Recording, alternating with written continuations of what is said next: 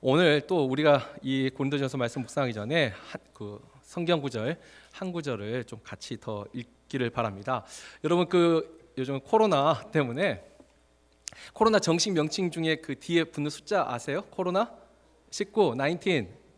근데 이미 카톡 받으신 분도 계실 거예요. 요즘 열심히 돌고 있는데 이 19 거꾸로 하면 91. 그래서 시편 91편 말씀 카톡으로 이미 받으신 분들도 계실 거고 혹시 못 받으신 분들 계실까봐 우리 한번 같이 읽었으면 좋겠어요. 저도 성경에 여러 가지 말씀, 요한교실에게도 말씀 우리에게 하나님 위로와 용기를 주신 말씀이 있는데 외우기 쉽게 19 거꾸로 91 해서 시편 91편 우리 1절에서 7절 말씀 우리 이거 다 같이 그냥 한 목소리로 한번 다 같이 한번 읽고 오늘 말씀을 묵상하죠. 읽겠습니다.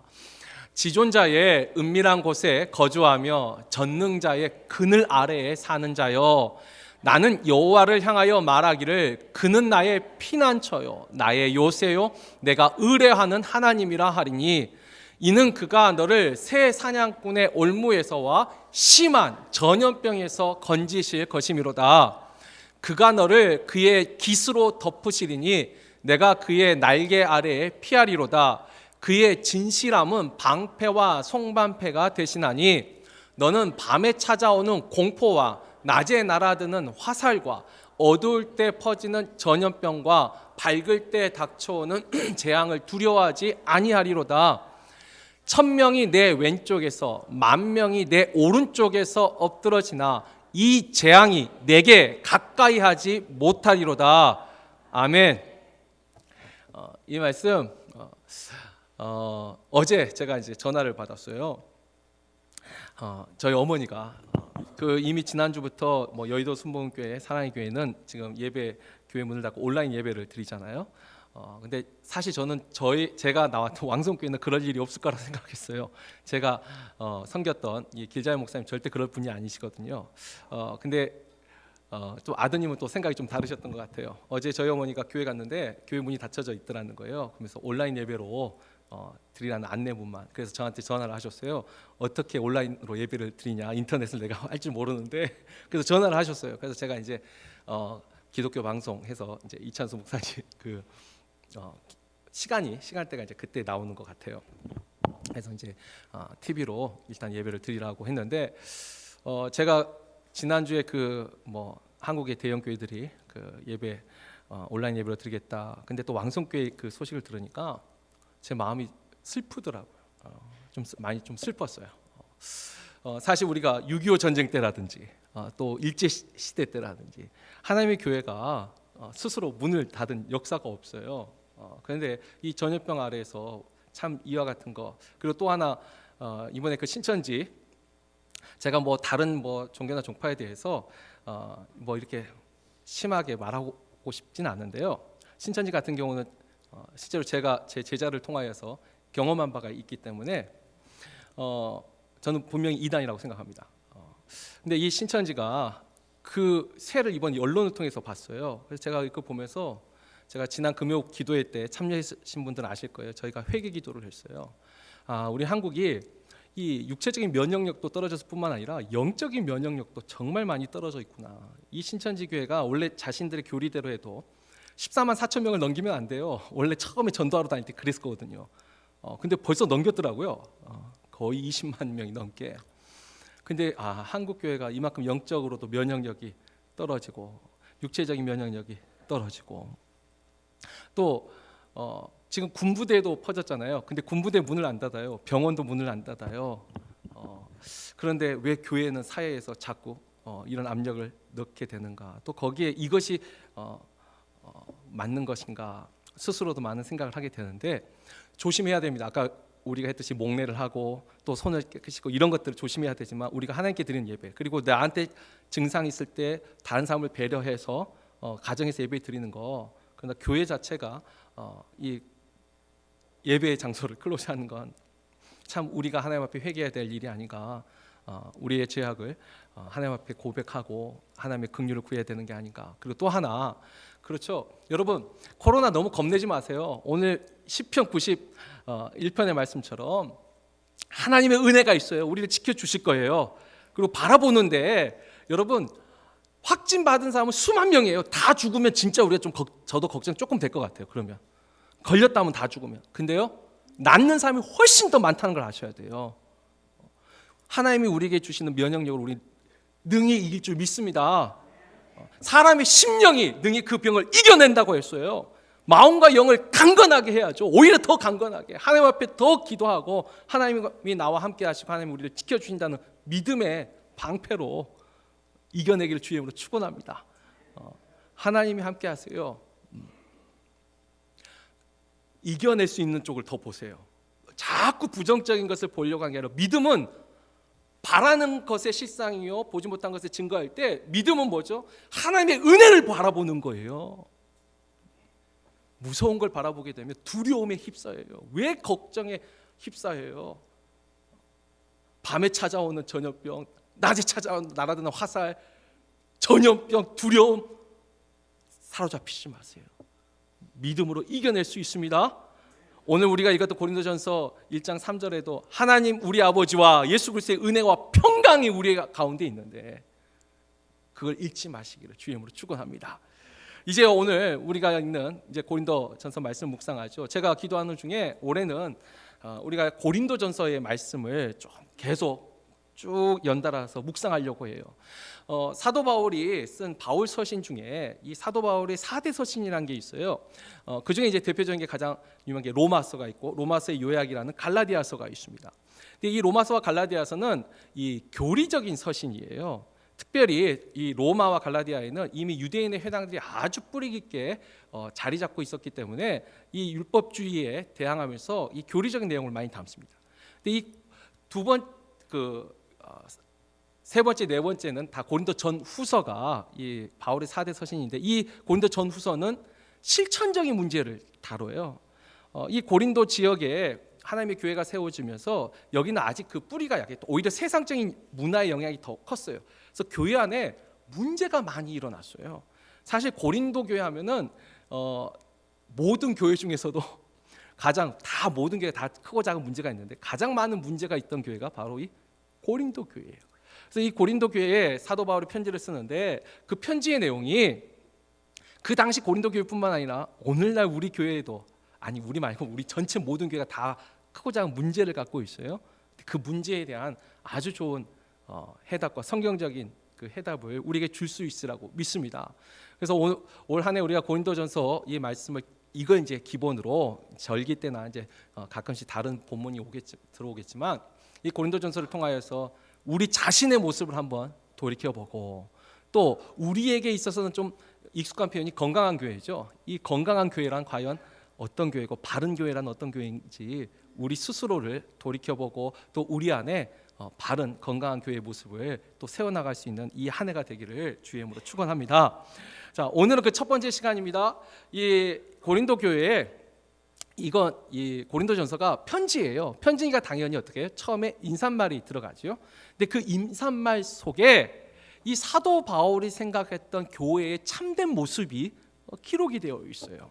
자, 첫 번째 1절에 보면 이 편지를 쓰는 사람 바로 바울 자신을 이제 소개를 하는데 바울에 대해서 바울이 자기 자신을 어떻게 생각했는지가 잘 드러나 있어요. 1절에 보면 하나님의 뜻을 따라 그리스도 예수의 사도로 부르심을 받은 바울과 그랬어요. 하나님의 뜻을 따라 그리스도 예수의 사도로 부르심을 받았다. 일단 하나님의 뜻을 이 뜻이 뭐냐면 딜레마라는 말인데 딜레마가 아니고 딜레마라는 헬라어인데 이건 이 여러 가지 의미가 있는데 일단 능동적으로 쓸 때는 하나님의 결정에 따라 하나님의 선택에 따라 또 약간 수동적인 의미로 하나님의 기쁨에 따라 하나님의 의지에 따라 이런 의미를 가지고 있어요. 그러니까 하나님의 뜻을 따라 내가 하고 싶었던 게 아니에요. 내가 걸어가고 싶었던 거 내가 계획했던 게 아니에요. 하나님의 그 주권적인 선택과 결정과 은혜로 말미암아 어떻게 했어요? 예수 그리스도의 사도로 부르심을 받았다. 특별히 사도로 부르심을 받았다 이 말 속에 바울의 이 소명과 사명이 다 담겨져 있어요. 여러분 이 소명이라는 거 우리가 콜링이라고 하는데 아주 쉬운 말로 하면 이 한자가 조금 이해가 쉬울 거예요. 부를 소자 이름명, 이름을 부르는 거예요. 종호야라고 이렇게 부르는 거예요. 이건 소명이에요. 이게 부르심이에요. 근데 사명은 소명과 조금 달라요. 소명은 불렀어요. 사명은 맡길 사자 이를 명자. 그러니까 명령, 어떤 이름을, 내용을 맡기는 거예요. 자, 종호야 하고 부른다면 뭐예요? 너는 이것을 좀 해주라. 이걸 해달라. 뭘 해달라고 맡기는 거, 이것이 사명이에요. 지금 사도 바울은 하나님이 자기를 주권적 은혜로 부르셨어요. 그런데 부르신 다음에 무엇을 또 맡기셨어요? 사도로 부르셨어요. 그러니까 사도를 맡기셨어요. 우리가 갈라디아서 2장 8절에 보면 이 사도 바울이 자신의 사명에 대해서 아주 분명한 사명 선언문이 있죠. 하나님이 나를 이방인의 사도로 나를 세우셨다. 자, 그러면서 이 사도로 세우면서 이방인의 사도가 뭔 내용이냐? 그게 이제 그렇죠. 앞에 나오는 그리스도 예수의 사도. 그러니까 그리스도 예수. 여러분 사실 그리스도 예수 할 때 그리스도라는 말이 뭐죠? 메시아, 구원자라는 거예요. 예수가 우리의 구원자 되심을, 예수가 우리의 메시아 되심을, 그것을 증거하는 사도로, 예수 그리스도의 그 십자가의 대속과 그 부활의 영광을, 그가 우리의 진정한 그리스도이심을 증거하는 사람으로, 그가 하나님이 자기를 부르셨다. 이게 지금 사도 바울의 아이덴티티예요. 자신의 정체성이에요. 자, 요약하면 이거예요. 하나님의 주권적인 은혜로 하나님의 사명을 받은 나 바울은, 그게 자기 바울에 대한 자신의 정체성이에요. 자, 그리고 그 뒤에 소스데네라는 사람의 이름이 하나 더 나와요. 이 소스데네는 왜 갑자기 등장하느냐? 제가 일단 설명하기 전에 소스데네가 등장하는 이 사도행전 본문을 우리 한번 같이 보는 게 더 좋을 것 같습니다. 사도행전 18장 12절에서 17절 말씀 교독합니다. 갈리오가 아가야 총독되었을 때에 유대인이 일제히 일어나 바울을 대적하여 법정으로 데리고 가서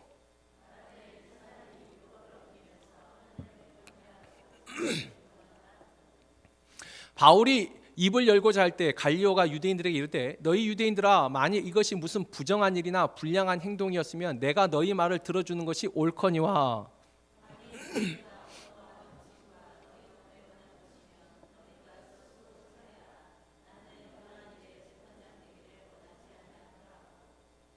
그들을 법정에서 쫓아내니 모든 사람이 회당장 소스데네를 잡아 법정 앞에서 때리되 갈리오가 이 일을 상관하지 아니하니라. 아멘. 원래 이 사도행전 18장을 보면 이 사도행전 18장이 바울이 고린도에 가서 전도하는 내용을 담고 있어요. 근데 이 고린도 지역에서 전도하는데 거기에 있던 유대인 회당장 그리스보라는 사람이 예수를 믿어요. 그러니까 예수를 믿으니까 당연히 유대인 회당에서는 어떻게 했어요? 그 사람을 쫓아낸 것 같아요.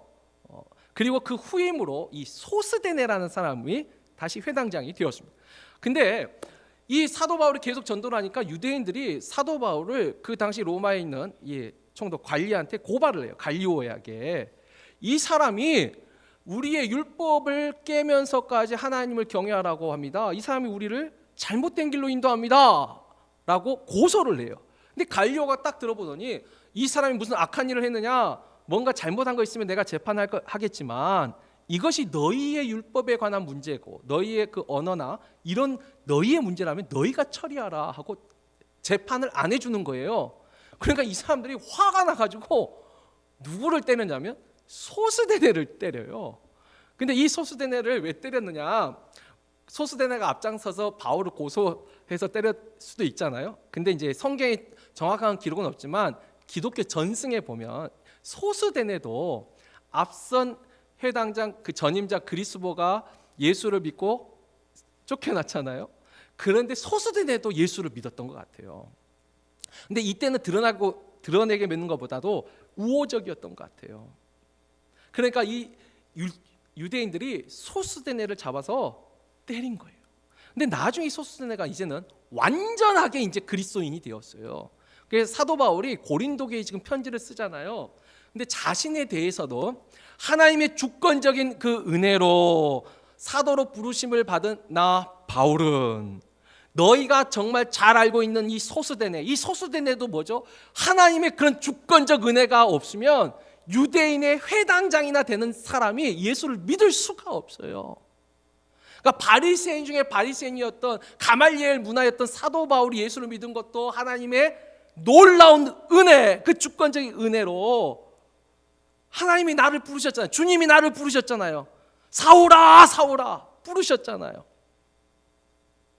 그것처럼 소수대네도 어떻게 해요? 하나님이 부르신 거예요. 하나님이 그의 이름을 부르셨어요. 그래서 그도 형제가 되었어요. 믿음 안에서 형제가 되었어요. 그래서 이 첫 번째 1절에 담긴 말은 뭐죠? 하나님이 나 바울과 너희가 잘 아는 소수대네, 너희가 나를 혹이라도 잘 몰라도 이 소수대네, 그러니까 바울이 다 전도한 사람은 아니잖아요. 모르는 사람이 있을지라도 이 소수대는 너희가 잘 알지 않느냐? 우리가 다 하나님의 그 주권적인 은혜로 부르심을 받아 또한 사명을 받아 지금 너희에게 이와 같이 편지한다 라고 말을 하고, 자, 자신의 개인에 대한 정체성을 이렇게 말하고 있어요. 자, 그러면서 2절에 가보면 또 이렇게 말하죠. 고린도에 있는 하나님의 교회 곧 그리스도 예수 안에서 거룩하여 주고 성도라 부르심을 받은 자들과 또 각처에서 우리의 주 곧 그들과 우리의 주 대신 예수 그리스도의 이름을 부르는 모든 자들에게, 이제 편지를 보내는 사람은 이렇고 편지를 받는 사람들을 사도 바울이 어떻게 표현하고 있어요? 고린도에 있는, 그리고 또 하나 각처에서, 모든 장소에서 예수의 이름을 부르는 모든 사람들. 여러분, 이 속에 사도 바울이 교회를 어떻게 생각하고 있는지가 담겨져 있어요. 사도 바울은요, 그렇죠, 고린도에 있는 한 교회를 의미하고 있잖아요. 고린도 지역에 있는 모든 하나님의 백성들, 심지어 어떤 장소라도 예수 그리스도를, 그 이름을 부르는 그 모든 사람들을 대상으로 이 편지를 쓰고 있는 거예요. 여러분, 이것이 참 당연한 말 같은데, 이게 이제 신학적으로는 이제 교회의 통일성이라고 말합니다. 통일성. 이 교회의 통일성에 대해서 가장 잘 기록된 게 에베소서 4장인데, 특별히 에베소서 4장 4절 5절 이렇게 보면은 성령도 하나요, 하나님도 한 분이요, 우리 주 대신 예수도 한 분이요, 우리 믿음도 하나요, 부르심도 다 하나라. 우리가 전부 다 하나라는 거예요. 하나님의 교회예요. 여러분, 사실 이 하나님의 교회라는 말은 사도 바울이 맨 처음 쓴 단어예요. 이 하나님의 교회라는 말이 너무 좋은 단어예요. 그런데 하여튼 이상하게 이 좋은 말들은 꼭 이단들이 더 먼저 써요. 그래서 우리가 하나님의 교회 하면 얼핏 하면 여호와 증인이 먼저 생각나가지고 좀 이상한데, 안식교 생각나는데, 하나님의 교회 아주 좋은 단어예요. 사실 제가 아까 말했던 신천지라는 말도 정말 좋은 말이에요. 새하늘과 새 땅이라는 요한계시록에 나온 그 말을 한자로 쓴 게 신천지 아니에요. 근데 이상한 데서 쓰는 바람에 이 어감이 조금 나빠지긴 했어요. 근데 이 하나님의 교회는 다 하나라는 거예요. 하나. 그런데 이 좋은 말인데도 이것 때문에 우리가 교회 역사를 보면은 참 어려운 일들이 많이 생겼어요. 왜냐하면 무엇으로 하나가 되느냐가 참 중요해요. 지금 사도 바울이 말하는 것은, 자, 우리가 고린도에 있는 하나님의 교회 곧 그 교회는 어떤 것이에요? 그리스도 예수 안에서 거룩하여 주고 성도라 부르심을 받은 자들이라. 예수 안에서 거룩해졌다, 구별됐다, 이 말이 뭐예요? 예수 안에서 거룩해졌다는 말은 예수 그리스도의 십자가의 대속으로 말미암아 우리가 죄 사함을 받고 우리가 거기서 구별된 거예요. 거룩해진 거예요. 예수 안에 있어야 돼요. 그리고 성도로, 하나님의 백성으로 우리가 부르심을 받았어요. 부르심, 아까 했죠. 콜링은요, 우리가 다 똑같아요.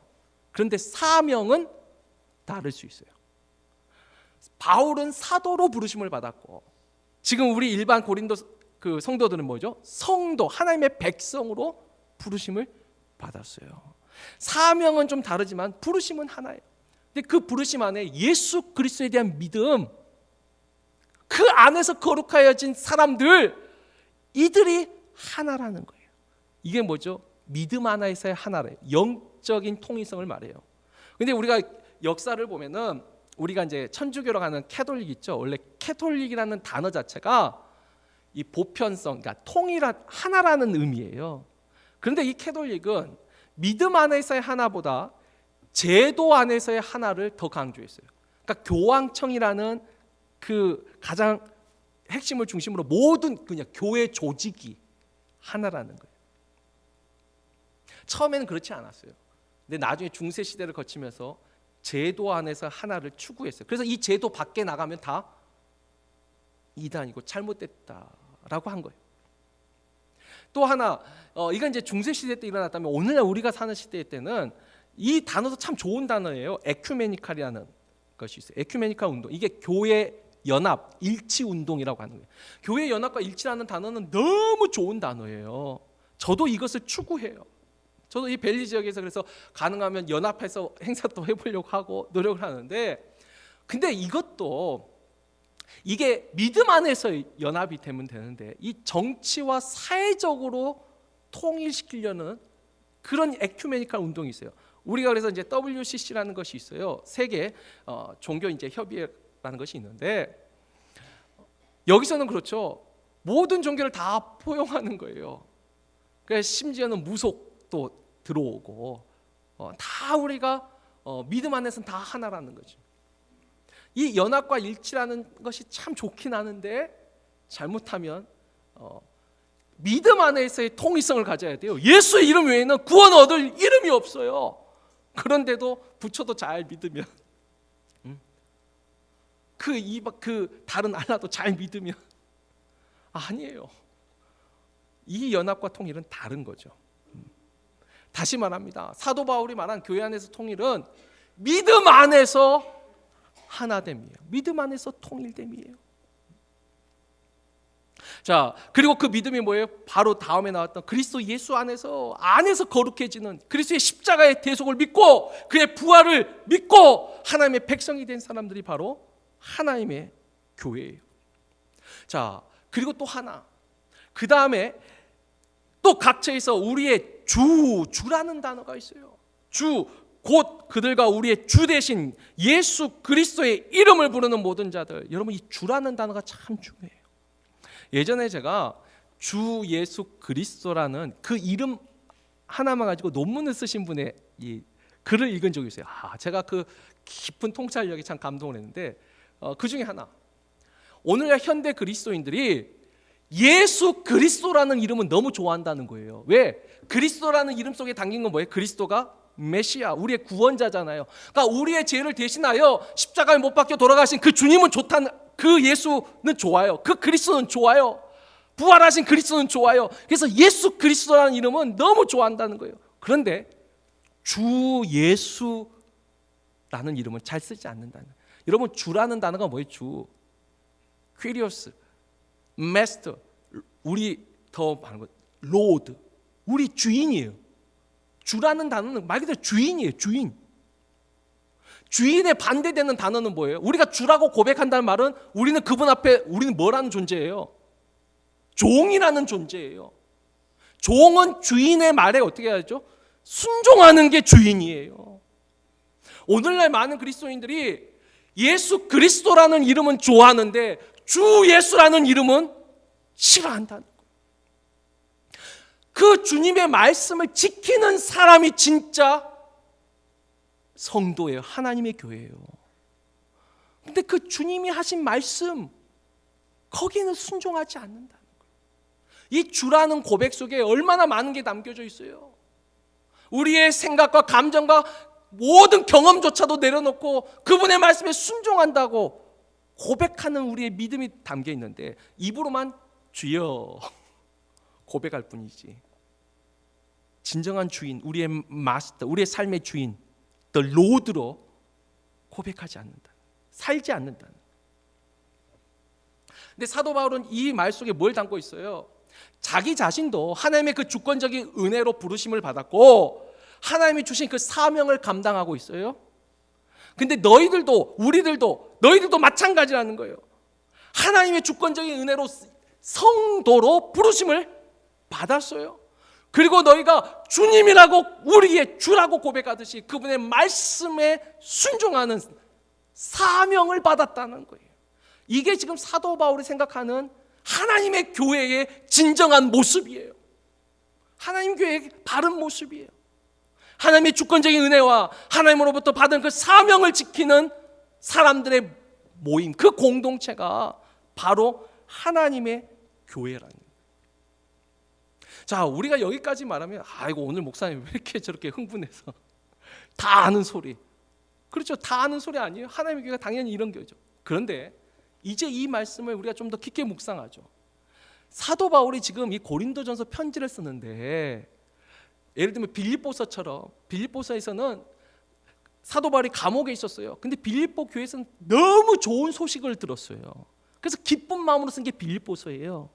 근데 고린도 교회는요, 어떤 소식을 들었어요? 지금 좋은 소식을 듣지 않았어요. 우리가 이제 곧 이어서 다다음 주에 보겠지만 11절에 보면은 너희 가운데 분쟁이 있다는 소리를 내가 들었다는 거예요. 너희 가운데 다툼이 있다는 거, 다툼과 분쟁이 있다는 소식을 내가 지금 들었어요. 사실 교회에 좋은 소식을 듣고 쓴 편지가 아니에요. 이건 그 교회가 어지럽고 문제가 있고 다툼이 있다는 소식을 듣고 지금 편지를 쓰는 거예요. 근데 서두에 사도 바울이 얼마나 생각하면서 썼겠어요. 그리고 이 문제에 대해서 이제 구체적으로 말할 텐데, 그 모든 문제를 풀 수 있는 키, 열쇠가 어디 있냐면 너희가 하나님의 교회로 세우지 못했다는 거예요. 우리가 하나님의 교회가 된다면, 하나님의 주권적인 은혜와 주신 사명을 감당하는 교회라면 건강한 교회가 될 텐데. 그래서 여러분 이제 생각해보죠. 여러분, 하나님의 교회의 반대말은 뭘까요? 하나님의 교회의 반대말은 사탄의 회중일까요? 사탄의 회당? 저는 지금 사도 바울이 이후로 쭉 말할 때 하나님의 교회의 반대말은 내 교회입니다. 하나님의 중심으로 세워진 교회가 아니고 자기 중심으로 세워지는 교회, 내 교회가 될 때 교회 안에는 문제가 생깁니다. 하나님 중심의 교회, 하나님의 교회는 아까 했죠, 하나님의 주권적인 은혜가 있어요. 그 은혜가 부르심을 받았을 뿐만 아니라 아까 말씀에 순종하는 교회예요. 우리가 예를 들면 코로나 그 전염병에서 우리가 지혜롭게 처신해야 돼요. 저는 절대로 맹목적인 신앙을 말하고 있지 않아요. 지혜롭게 처신해요. 그러나 더 중요한 건 우리가 하나님의 주권적 은혜를 믿는 사람들이에요. 하나님의 말씀에, 모이기에 힘쓰라는 말씀에 순종하는 사람들이에요. 내가 증상이 있어서 배려하는 건 그건 다른 거예요. 섬김이에요. 그러나 말씀에 순종하는, 하나님이 우리를 지켜주신다고 믿는 거죠. 그 같은 믿음이 있는 교회가 진정 하나님의 교회예요. 자, 근데 이 내 교회는 왜 문제가 될까요? 내 교회, 우리 교회도 좋은 말이에요. 좋은 의미에서. 그러나 지금 여기서 말하는 거 이런 거죠. 하나님의 은혜와 하나님의 말씀 위에서 세워진 교회가 아니라 나의 뜻과 내 열심으로 섬겨지는, 세워진 교회가 있어요. 이게 이 자기중심적인 교회의 특징은 뭘까요? 내 마음에 들면 열심히 해요. 이게 내 마음에 드는 일이면 열심히 참여해요. 그런데 내 마음에 안 들면 안 해요. 그러니까 발론티어 하는 거예요. 내가 내 마음에 감동되면 난 자원봉사 하는 거예요. 내 마음에 불편하면, 감동되지 않으면 어떻게 해요? 안 하는 거예요. 말은 주님이라고 말하고 있는데 주인이 시켰는데 이거 나하고 좀 난 이거 안 맞아요. 이런 말을 종이 할 수 있나요? 그러니까 입술로는 주라고 고백하고 있는데 아니란 거예요. 내가 동의를 해야 된다는 거예요. 내가 동의가 안 된다는 거예요. 여러분, 그래서 이것이 이제 출발점이에요. 내가 동의를 해야 돼요. 근데 이것이 좀 심해지면 이제 또 뭐가 돼요? 내가 아니면 이제 안 되는 거예요. 내가 아니면 안 돼요. 또 하나, 내가 빠지면 또 잘 안 돼야 돼요. 우리가 그런 마음들이 다 있지 않아요, 조금씩. 여러분, 저도 목회를 하고 있지만 우리 모두가 다 중심을, 하나님이 중심을 하실 거예요. 하나님이 나에게 정말 나를 충성되게 여겨서, 하나님이 그렇게 여기셔서 나에게 은혜를 주신 거예요. 저는 제 스스로 생각해도 저는 목회자의 자질하고는 좀 거리가 멀어요. 난 솔직한 말이에요. 근데 하나님이 나에게 은혜를 주셨어요. 맡기셨어요. 저한테 기회를 주셨어요. 제가 아니더라도 하나님은 이 자리에 누군가를 세우셔서 하나님의 일을 하실 줄 저는 믿습니다. 그러니까 저에게 기회를 주셨기 때문에 내가 이 자리에 있는 게 감사한 거예요. 기회니까 감사한 거예요. 그러나 감사가 아니라 계속 나에게 불평과 원망이 있다면, 내가 아니면 이게 잘 될 것 같아, 이런 마음이 있다면, 이건 하나님의 교회를 세운 게 아니라 지금 내 교회를 세우고 있는 거예요. 목사인 저도 그럴 수도 있고, 장로, 권사, 중직자도 그럴 수 있고, 일반 평신도도 똑같아요. 누구나 하나님의 교회가 아니라 내 교회를 세우게 되면 내가 마음이 원할 때만 하는 거예요. 여기서 이제 또 더 심해지면 어떻게 될까요? 아까 자기 마음에 들면 하고 안 하고, 그 다음에 이제는 이 안 하는 것에서 더 나가면 아까 나 아니면 안 돼, 이런 거. 그리고 또 나 아니고 딴 사람이 하는데 그 꼴을 잘 못 봐요, 우리가. 여기서 이제 더 심해지면 이제 감이라는 단어가 머릿속에 들어오기 시작해요. 감히 나에게, 감히 나한테, 이런 말. 여러분, 이렇게 되면 이제 교회는 분쟁과 다툼이 일어나기 시작합니다. 공적인 모임은 참석을 안 해요. 사적인 모임을 만들기 시작해요. 모이기에 힘쓰라 했는데 공적인 모임은 참석이 안 하는데 사적인 파당을 만들기 시작해요. 교회 안에 분쟁을 만들기 시작해요. 근데 표현은 다 그래. 교회를 사모하는 사람, 교사모, 또 무슨 사모. 아니, 우리 교회는 없어요. 근데 큰 교회일수록 참 많아요. 이 사적인 모임들을 많이 갖기 시작해요. 여러분, 하나님의 교회 반대말은요, 사탄의 모임이 아니고 내 교회예요. 그리고 제가 이민교회를 섬기면서 더 하나 이 이민교회의 참 특징 중에 하나가 뭐냐면, 여러분, 우리가 하나님을 섬길 때 요즘 관계가 굉장히 중요해요. 관계라는 단어가 정말 중요해요. 그런데요, 하나님과 나의 관계가 제일 중요해요. 하나님과의 관계가 최고예요. 근데 이민교회 제가 와서 보니까 한국교회도 요즘 점점 그런 경향이 많이 나지고 있긴 한데, 인간관계가 더 중요해지고 있어요. 특별히 여기는 정착하고 이런 데 도움을 하기 위해서 이 가족관계, 친척관계, 친구관계, 동료관계 굉장히 끈끈해요. 그래서 보면은 한 번 흔들리면 그 사람이 흔들린 게 아니라 그 사람과 연관된 그 모든 사람이 같이 흔들려요.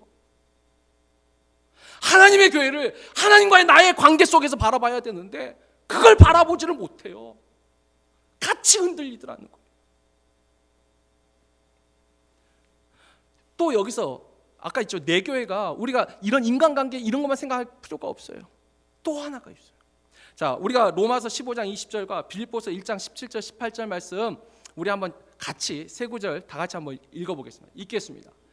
또 내가 그리스도의 이름을 부르는 곳에는 복음을 전하지 않기를 힘썼노니 이는 남의 터 위에 건축하지 아니하려 함이라. 그들은 나의 매임에 괴로움을 더하게 할 줄로 생각하여 순수하지 못하게 다툼으로 그리스도를 전파하느니라. 그러면 무엇이냐? 거칠어로 하나 참으로 하나 무슨 방도로 하든지 전파되는 것은 그리스도니 이로써 나는 기뻐하고 또한 기뻐하리라. 아멘. 여러분, 사도 바울이 어떠한 마음으로 사도의 이 사명을 감당했는지 보세요. 아까 제가 처음에 말했듯이 우리는 믿음 안에서 하나예요.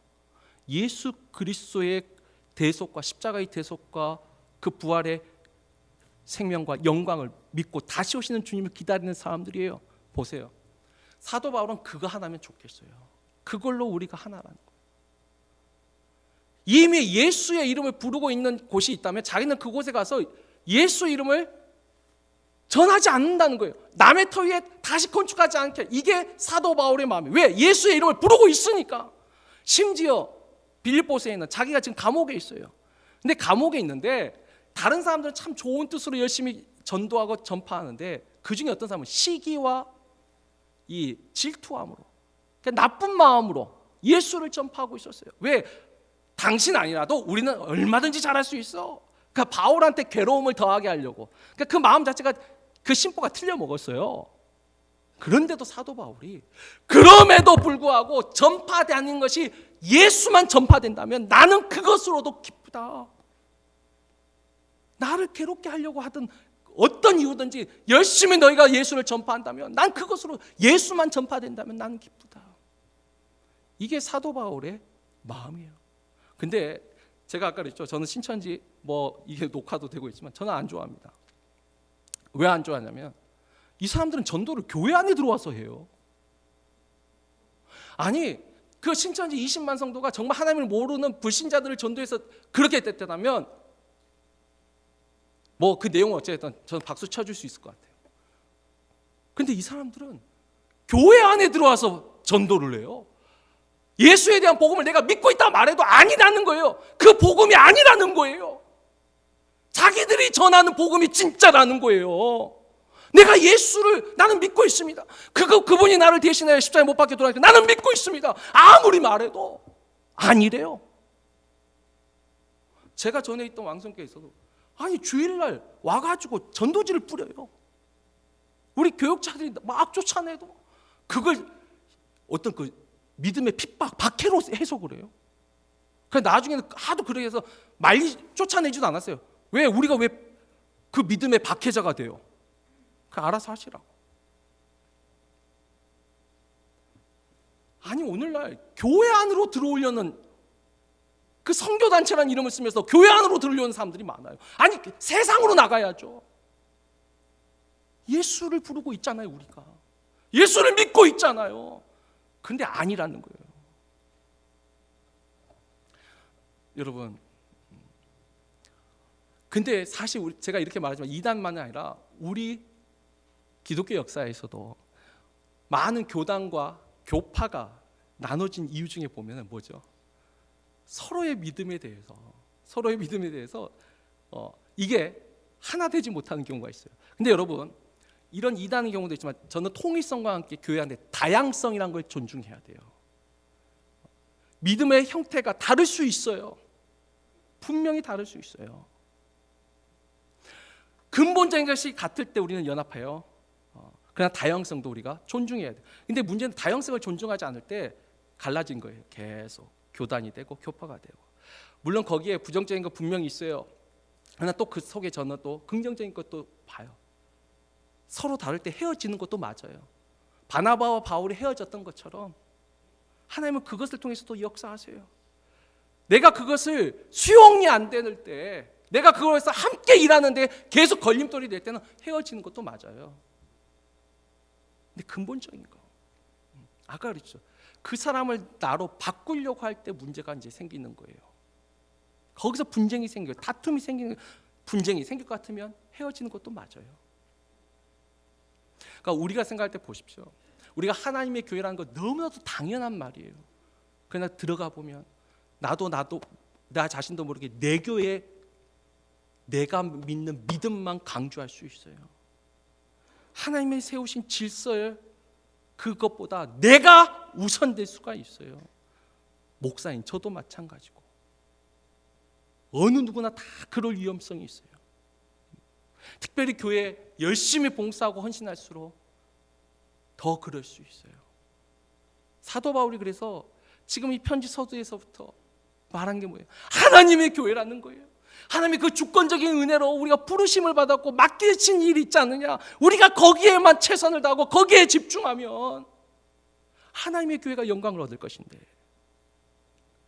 그런데 너희가 그렇지 못하니까 분쟁이 생기고 나는 그리스도 파요, 나는 바울 파요, 나는 베드로 파요, 나는 아볼로 파요, 파를 만들고 있지 않느냐. 또 세상과의 그 우상 숭배의 고기 먹는 문제, 머리에 수건 쓰는 문제, 음식 문제 가지고 너희가 계속 다투고 있지 않느냐. 하나님의 교회라는 그 중심을 잃지만은 내가 내 중심으로 교회를 세우다 보니까, 섬기다 보니까 계속 문제가 생겨요.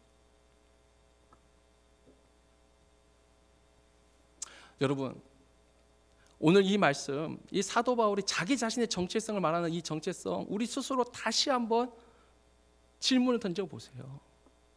나는 정말 하나님의 교회를 나는 섬기고 있느냐? 내 중심에서 내 마음에 들면 열심히 해요. 내 마음에 들지 않으면 하지 않아요. 순종을 말하면서도 공적인 순종보다는 사적인 것을 더 좋아해요. 내 마음에, 내 영혼을 스스로 말씀의 거울에 비춰보세요. 사도 바울이 지금 고린도교에 이 편지를 쓰면서 하는 것처럼 늘 지켜봐야 돼요. 돌아봐야 돼요. 그리고 나는 정말 주 예수 그리스도를 말하고 있는가? 나도 예수 그리스도만 좋아하고 있지 않는가? 우리 주라고 고백할 수 있는가? 나는 정말 종으로서, 아니 하나님의 아들로서 살지만 또 우린 종이에요. 말씀에 정말 순종하고 살고 있는가? 그리고 그 순종의 의미는 무엇인가? 오늘 앞으로 우리 교회가 건강한 교회가 되기 위해서는 하나님과의 관계가 최우선이에요. 또 하나, 여러분, 우리 교회가 하나님의 교회예요. 한인 교회가 아니에요. 여러분, 우리 교회가 스페니시 교회가 될 수도 있어요. EM 교회가 될 수도 있어요. 한인 교회가 될 수도 있어요. 더 중요한 건 뭐예요? 하나님의 교회가 이 자리에 있어야 된다는 거예요. 예수 안에서 거룩하여 주고 그 예수를 주라고 고백하는 사람들이 모인 곳이 하나님의 교회예요. 벨리 중앙장로교회가 있고 IBC 교회가 있어요. 분명히 다른 교회예요. 그러나 한 교회예요. 하나님의 같은 믿음 안에서 하나의 교회예요. 그 속에 다양성을 존중하고 인정하면서 서로 돕고 서로 섬기는, 그게 진정한 교회예요. 그 교회, 우리 교회 경쟁 상대가 아니에요. 우리가 정말 이 사도 바울이 말했던 것처럼 교회 간에도 이런 마음을 갖고, 또 우리 안에서도 정말 나는 어떤 모습으로 우리 교회를 지금 섬기고 있는가? 여러분, 다시 말합니다. 우리에게 주신 기회예요. 섬길 수 있는 기회예요. 여러분, 순종도 하려면 뭐죠? 사명을 받아야지만 순종을 하잖아요. 순종할 수 있는 기회를 받은 거예요. 그러니 얼마나 감사해요. 별로 감사하지 않으세요?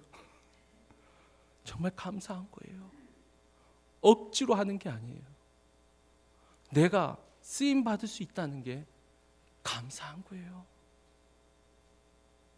기도하고, 내가 능력이 부족해요. 누구 능력이 있어서, 제가 목사로서 능력이 있어서 목사 됐을 것 같아요. 제가 그랬죠. 제가 양심 선언이에요. 아무래도 내 성격에 나 같은 스타일이 목회하는 거 정말 힘들어요. 저 혼자만 웃어요. 권사님 웃으시니까 내가 뜨끔하잖아요. 그런데 그냥 하나님 감사한, 그리고 기도하는 거죠. 더 달라고. 제가 성가대 처음 설 때, 이게 제가 빈말이 아니에요. 지금 제가 저 노래 못한다고 생각하는 사람 있을지 모르겠어요. 저 못한다고 생각하세요? 그러죠? 제가 근데 분명히 과거에 음치 소리를 들었어요. 성가대 섰더니 어떻게 네가 성가대를 쓰냐고 그 소리를 들었다니까요. 그래도 제가 양심 있는 사람이요, 연습할 때는 정말 크게 목소리 내서 했어요. 그래서 우리 지지한테 제가 직접 들었어요. 저 종호 형제를 좀 본받으라고. 어쨌든 저렇게 소리를 내야지 뭐가 틀렸는지 알고 본인이 음치라는 사실을 내가 가르쳐 줄 수가 있지 않느냐고. 그래도 얼마나 양심적이에요.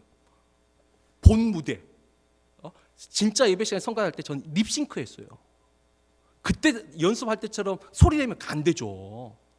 상황 봐서 조용히 립싱크 따라하는 거. 그런데 제가 얼마나 기도했는지 몰라요. 솔리스트 하게 해달라고. 제가 청년 때 그랬어요. 달라고 기도하는, 은사는 개발하는 거예요. 나는 못해요가 아니라 해보는 거죠. 그게 순종이고 그게 믿음이에요. 주방공사, 나는 음식을 못해. 음식 못하는 거 알아요. 알아. 다 먹어보면 알아요. 그래도 그럼 안 되면 남이 한 거 사서라도 캐더링을 하든지, 아니면 잘하는 사람한테 좀 그 사람을 메인 셰프로 세고 나는 옆에서 보조를 하든지 하려고 하는 마음이 더 중요한 거죠. 여러분, 그게 진정한 믿음이고 순종이고 그게 하나님의 교회를 세우는 거예요. 내 마음이 여러분 편치 않아요? 하나님 앞에 기도하세요. 우리 주 하나님의 은혜와 예수 그리스도의 평강, 은혜와 평강이 우리 가슴에 있는 게 진짜 교회예요. 무화과 나무 잎이 마르고 논밭에 소출이 없고 외양간에 양떼가 오고 우리의 송아지가 없어도 난 여호와로 인하여 즐거워하며 내 구원의 하나님으로 말미암아 기뻐하리로다. 코로나19가 아무리 날뛰어도 난 여호와의 전능자의 그늘 아래에 있는 사람이라. 여호와께서 날개 깃으로 나를 덮으시리니 이 심한 전염병에서 내가 건짐을 받으리라. 여호와는 피난처시요 나의 요새시라. 집안에서 TV로 가정 예배 드리는 것이 나의 요새요 나의 피난처가 아니고 하나님의 전능자의 그늘 아래 내려가서 기도하고 사람의 심령이 더욱 강해져서 질병 앞에서 무릎 꿇고 허리를 숙이는 인생이 아니라 오직 우리는 하나님을 경외함으로 당당하게 가슴을 펴고 이 세상과 맞서 싸울 수 있는 그와 같은 힘과 용기를 우리의 하나님 아버지와 우리 주 예수 그리스도로부터 얻는 우리 모두가 되기를 주의 이름으로 축원합니다.